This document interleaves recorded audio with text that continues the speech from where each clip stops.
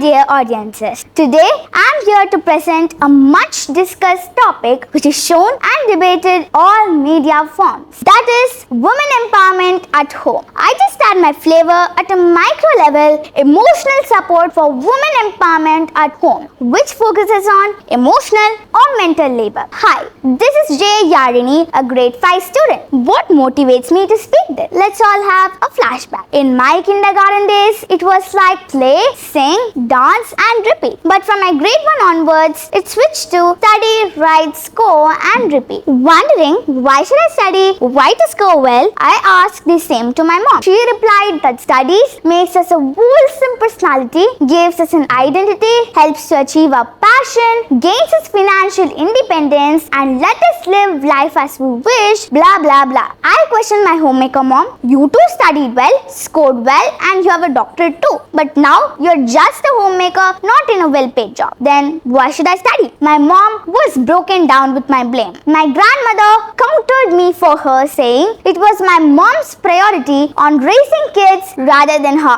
identity, passion, nor financial independence. She added, Appa earns for the family, so you and your sister have to emotionally support mom for the family goals, which involves a lot of emotional labor. This incident triggered me to talk on the subject, observe and research further. To strengthen the argument, I found a survey report that shows on an average a woman spends 297 minutes daily engaged in household chores, while a man contributes only 31 minutes per day, according to the National Sample Survey Organization of India. Even India's Supreme Court has observed the worth of women in a family is of a high order and her contributions hard to quantify in monetary terms. We all recognize women's contributions as domestic labor for taking care of kids, cooking, washing, budgeting, organizing, much more. Are you aware about the emotional labor? Sociologist Arlie Russell Hochschild coined the term emotional labor in her 1983 book, They Managed Heart, which describes about emotional labor in service industry. In her 2018 interview, she mentioned that the concepts are evolving and highlighted the continued invisibility of women's labor, particularly centered around care and largely carried out at home. Recently, the New York Times stated, the duties that are expected of you, but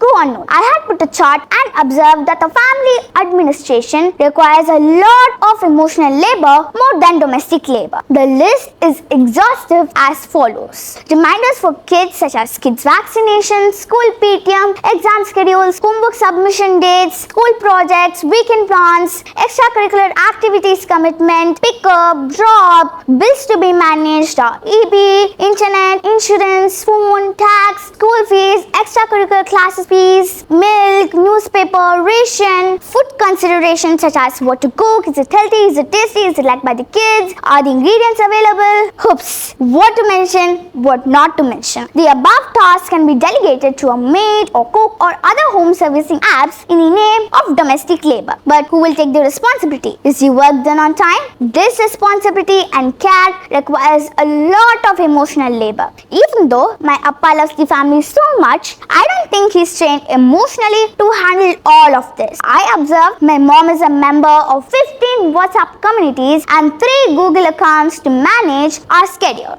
Now, I'm wondering, did our ancestors have any coaches to maintain parenting, emotions or relationships? The gap in the family evolves as a business ground and it bothers me. Now, I'm going to share how I attend and extend the support to my woman at home. To begin with, communicating, expressing can be an antidote to many issues like depression, loneliness, anxiety, divorce, suicides, etc. I prioritize speaking with my mom, grandmom and sister in each and every aspect rather than screens. Next, validating their feelings when they feel low. I hug or kiss or assist or appreciate them when they are feeling low. Last but not least, sharing the load when required. I assist my mom and my grandmother when they need me with domestic labor, and I help my sister whenever she needs me. As the above 3 are not available on Amazon, you can't purchase them. You have to practice and make it as an atomic habit even though it's applied widely. After